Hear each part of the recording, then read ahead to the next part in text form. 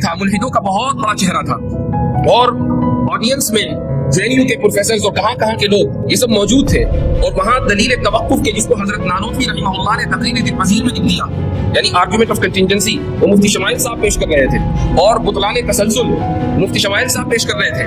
یہ تصور نہیں تھا چند سال پہلے تک کہ یہ مباحث اس لیول کے اوپر ڈسکس کیے جائیں, لیکن الحمدللہ یہ ہمارے مدارس کا جو نصاب ہے یہ اتنا مضبوط ہے کہ صرف اس کو لسان قوم چاہیے.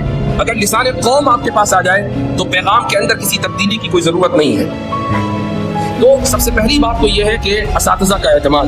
اس موقع پر ایک بات مجھے یاد آئی اور میں تحدیث نعمت کے طور پر کہنا چاہوں گا.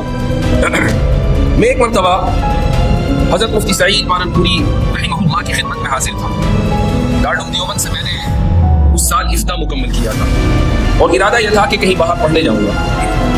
میں حضرت کے پاس ویسے ہی مشورے کے لیے پہنچ گیا اور میں نے حضرت سے کہا کہ حضرت میں جامع ازہر پڑھنے جانا چاہتا ہوں اور آپ کا مشورہ کیا ہے. تو حضرت نے خاص انداز میں انہوں نے کہا جاؤ. تو میں نے کہا کہ حضرت میں نے سنا ہے کہ وہاں عقائد خراب ہو جاتے ہیں. تو حضرت نے کہا کہ ہمیں تمہارے تعلق سے فکر نہیں ہے, تمہارا عقیدہ خراب ہوگا تو ہم صحیح کر دیں گے. یہ حضرت کا اعتماد تھا ایک شاگرد کے اوپر. میں جب اس واقعے کو سوچتا ہوں تو رونگٹے کھڑے ہو جاتے ہیں. اور یہ وہ بات ہے کہ مجھے اپنے راستے سے ہٹنے نہیں ہے, کیونکہ میرے استاد نے جو اعتماد مجھ میں کیا تھا اس اعتماد کی لاج رکھنی بہت ضروری ہے, اور انشاءاللہ میں لاج رکھوں, اور آپ حضرات کی دعائیں شامل رہیں گی اور آپ بھی اپنے اساتذہ کی دعاؤں کی لاج رکھیں.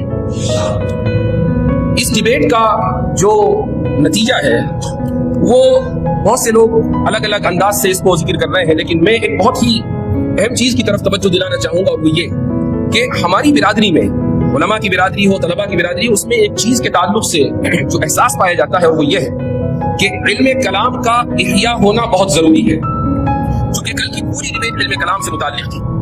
ہم علم کلام کا لفظ پڑھتے ہیں, اس اصطلاح سے واقف ہیں اور اس فن کی ایک کتاب بھی پڑھ لیتے ہیں, لیکن ہمارے پاس کتابوں کا, خود ہمارے اکابر کی کتابوں کا لکھا ہوا جو ذخیرہ ہے ہم اس سے بالکل نابلد ہیں.